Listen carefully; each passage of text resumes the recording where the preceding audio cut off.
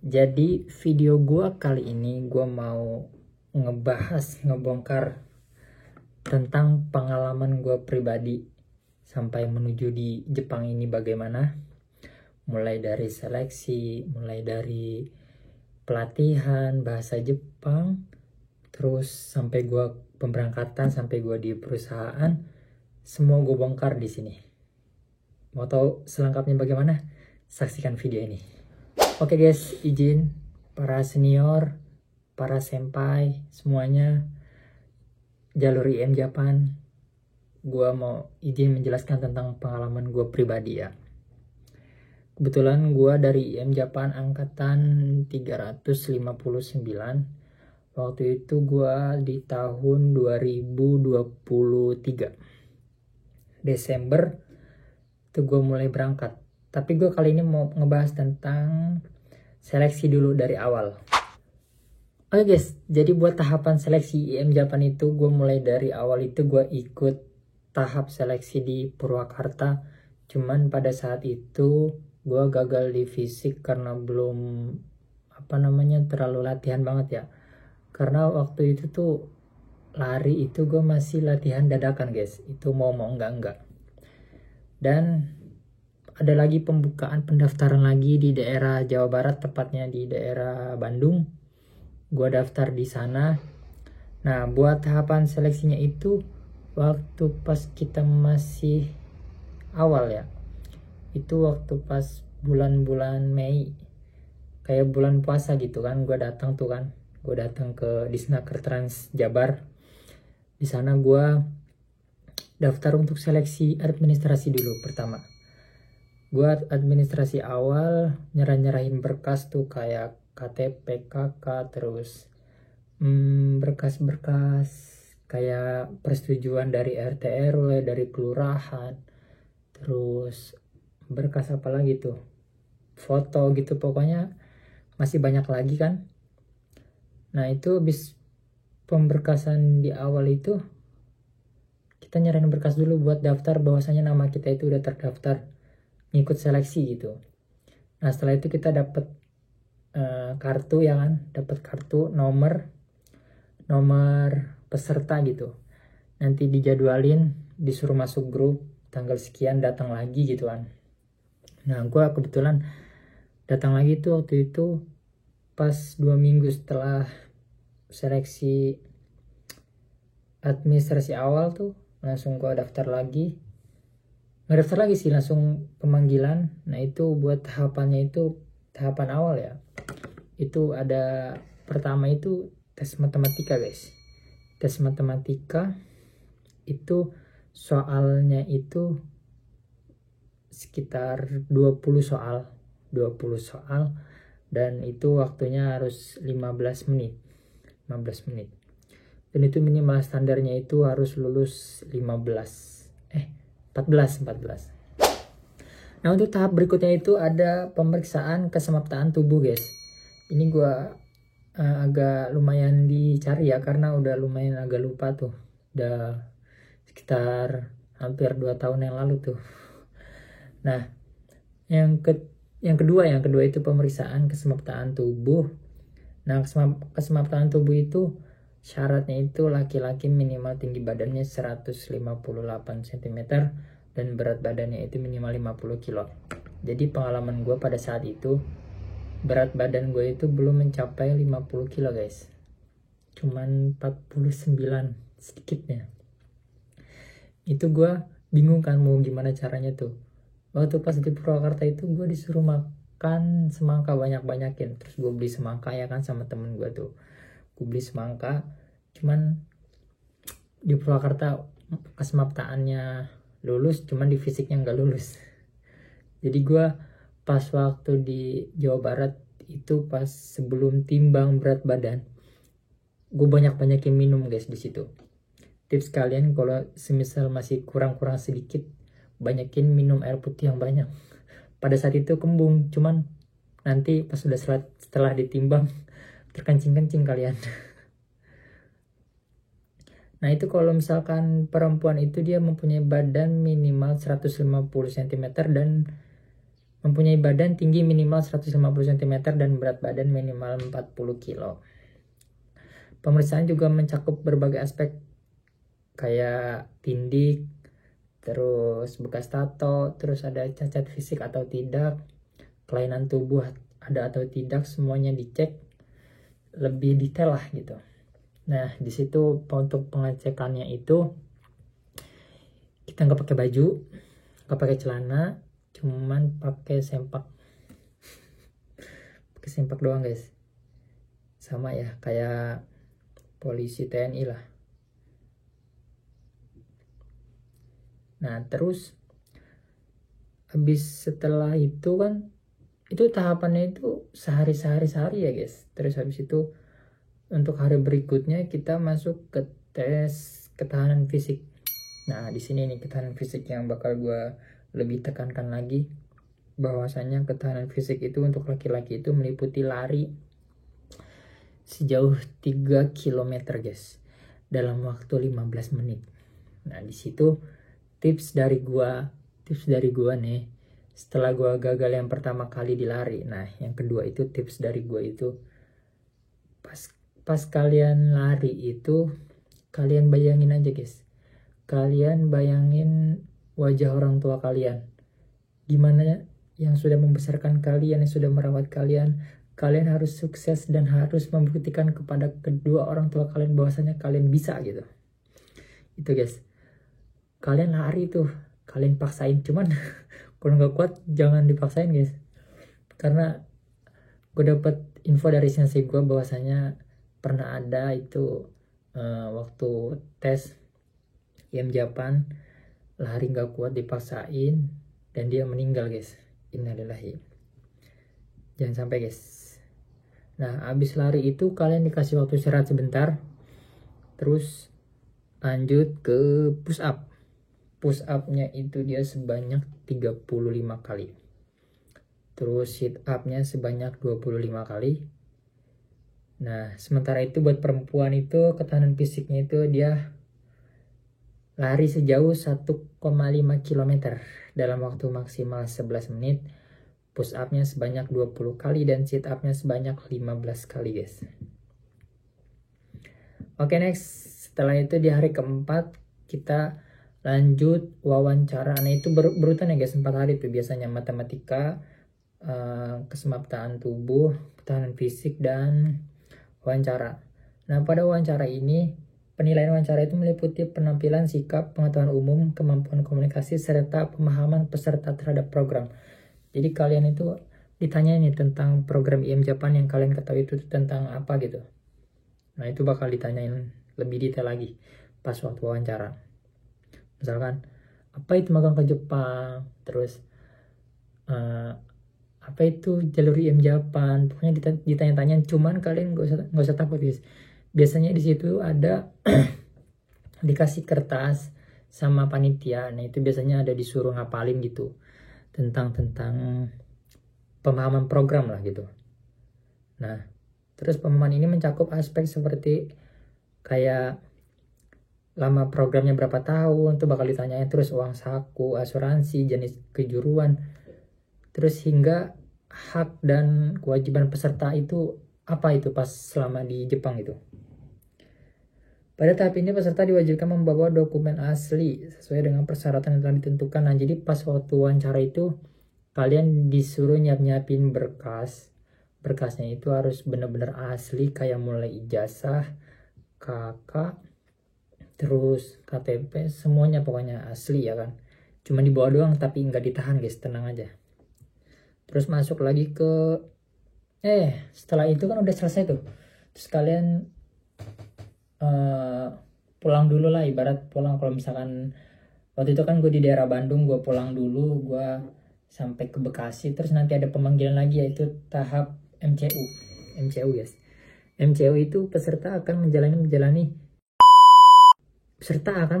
tes kesehatan di rumah sakit atau laboratorium klinik yang ditunjuk oleh Kemenaker dan IM Japan. Jadi kliniknya itu semua udah ditunjuk oleh IM Japan. Jadi kita nggak bisa milih-milih, misalkan kita mau di klinik ini gitu, nggak bisa, guys. Itu udah dipilih-pilih semuanya.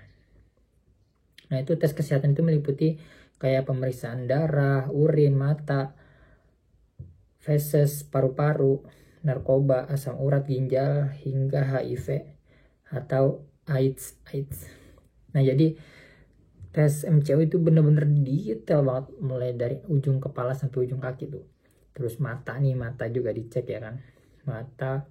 Terus gigi kalau misalkan ada yang bolong itu lebih baik itu kalian cabut guys. Gue ini ada yang dicabut nih sebelum ikut MCU, karena itu bisa takut menjadi pengurangan nilai atau mungkin bisa gagal ya kalau bolongnya banyak itu. Waktu itu gue dapat info minimal bolong itu kalau lebih dari 3 kayaknya kalau nggak salah lebih dari 3 itu gagal. Nah terus kita ada tes kayak paru-paru juga, terus narkoba atau enggak. Nah buat kalian kalau misalkan kayak masih ngerokok tuh lebih baik dikurangin dulu rokoknya. Terus kayak kita pengambilan urin, terus kayak pengambilan kotoran gitu kan, semuanya tuh di tes benar-benar detail gitu.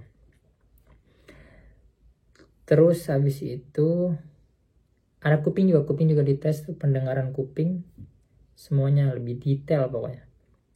Terus lanjut lagi kita pulang, terus ada pemanggilan buat tahap berikutnya, yaitu tahap tes bahasa Jepang guys.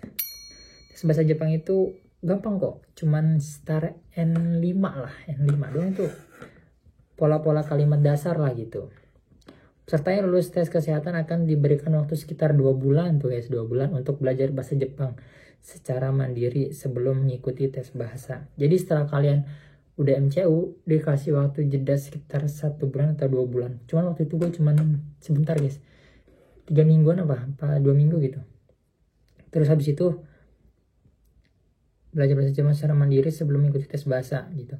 Jadi gue saranin buat kalian yang mau daftar Japan sebelum ngikutin tes itu lebih baik udah daftar dari LPK guys. Untuk saran LPK nya boleh tanya-tanya DM di Instagram gue di bawah sini, oke? Nah itu materinya itu mencakup kayak hiragana, katakana, terus kosakata, kata kerja, kata sifat, terus kata benda, mulai dari kayak buku Mina no Nihongo tuh dari bab 1 sampai 12 itu aja pelajarannya. Gampang kok.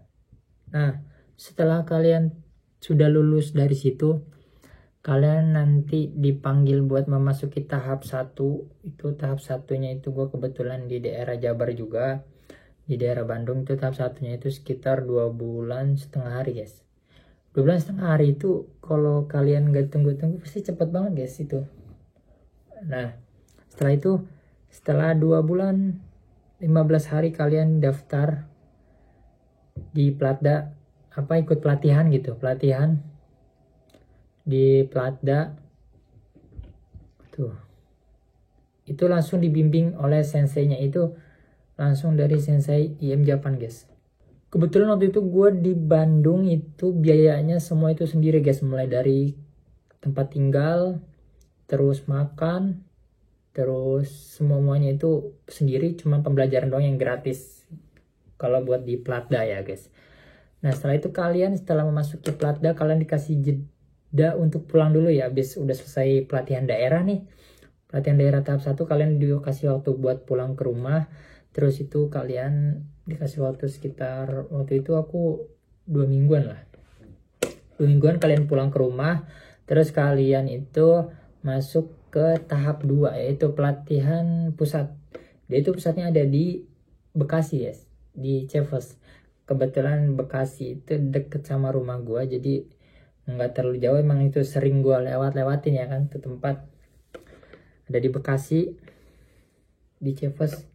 Nah di situ juga sama guys, di sana itu pelatihan pusat hanya 2 bulan 15 hari. Waktu itu gue masuk, ingat banget, bulan September tanggal 28 atau 29 gitu, September 2023 gue masuk pelatihan pusat di sana. Setelah itu habis masuk kalian juga ikut pelatihan bahasa juga di pusat. fisik tadi juga di daerah juga fisik juga dilatih terus. Tapi yang lebih enaknya itu kita di pusat itu kayak tempat tinggal, kayak makan, mandi itu semuanya gratis. Pokoknya kita tinggal ngikut aja udah. Itu yang paling enak dari IM Japan guys. Oke, setelah kalian memasuki tahap pusat, kalian sudah pembelajaran semua bahasa udah dilatih mulai dari fisik semuanya. Nah, kalian itu akan masuk ke tahap berikutnya yaitu di training center guys di Jepang. Cuman setelah itu kalian yang ditunggu-tunggu itu pasti seneng banget ya, yaitu Supatsu, pemberangkatan. Pemberangkatan itu, untuk pemberangkatannya itu satu pesawat itu hampir semua anak-anak IM Japan. Waktu itu gue berangkat sekitar hampir 200 orang berangkat. Nah itu pas setelah sudah sampai di Jepang, ada 3 tempat training center itu dibagi-bagi. Nah kebetulan waktu itu gue di gedung 2. Di gedung 2 itu gue pembelajaran di situ. Nah untuk di pusat itu kalian cuman belajar sekitar 1 bulan. 1 bulan pembelajaran. Nah kalau gimana buat makan terus mandi itu semuanya gratis. Malah kalian itu dapat uang saku sekitar 80.000 yen, cuman itu dipotong sama makan. Kalian bisa dapat bersih sekitar 5 mangan atau 5 juta ke atas. Itu 1 bulan. Nah setelah itu kalian udah selesai di training center, kalian keluar untuk menuju ke perusahaan masing-masing. Nah menuju perusahaan masing-masing itu tahapannya itu nanti tersebar ke semua daerah gitu. Semuanya perpisahan ya kan. Semuanya ke perusahaan masing-masing. Nah di situ kalian mengikuti program yang sesungguhnya gitu. Benar-benar kerja magang itu selama 3 tahun. Dan selama di training center itu kalian bakal nerima ini guys. Nih kayak gini. Nih. Kayak gini. Ini buku buat mencatat kita selama di training center nih buat belajar. Isinya mah cuman kayak gini doang guys, buat ngisi-ngisi aja tuh kayak gini, ngisi nih, ngisi contoh yang gue udah isi nih. Ini kayak gini tuh, ini udah diisi nih tuh, ini nama gue. Nah setelah itu kalian masuk perusahaan, udah kalian kerja seperti biasa. Nah yang bikin bangga dari IM Japan itu, sebelum kita keberangkatan itu kita dapat ini guys. Ini wanso, namanya wanso. Itu kayak buat yang di sini guys, yang kayak di sini gitu tuh. Jadi ini benar-benar menandakan bahwasanya kita itu anak dari IM Japan gitu guys. Jadi buat mendapatkan ini tuh perjuangannya nggak gampang, susah. Jadi buat kalian yang mau benar-benar proses ke Jepang, tahap-tahapannya udah gue bongkar semua, seleksinya semua udah dibongkar. Jadi buat kalian tetap semangat buat menuju ke Jepang, belajar jangan lupa, dan tingkatkan lagi bahasa kalian. Bahwasanya di Jepang itu kita nggak cukup buat kerja doang, setiap hari kerja itu nggak cukup, tapi kita harus ditingkatkan lagi bahasanya. Kebetulan pengalaman gue pribadi selama di Jepang, gue ngikutin JLPT 4, gue ikut tahun 2024 Desember tahun kemarin, dan alhamdulillah nih hasil kelulusan gue nih.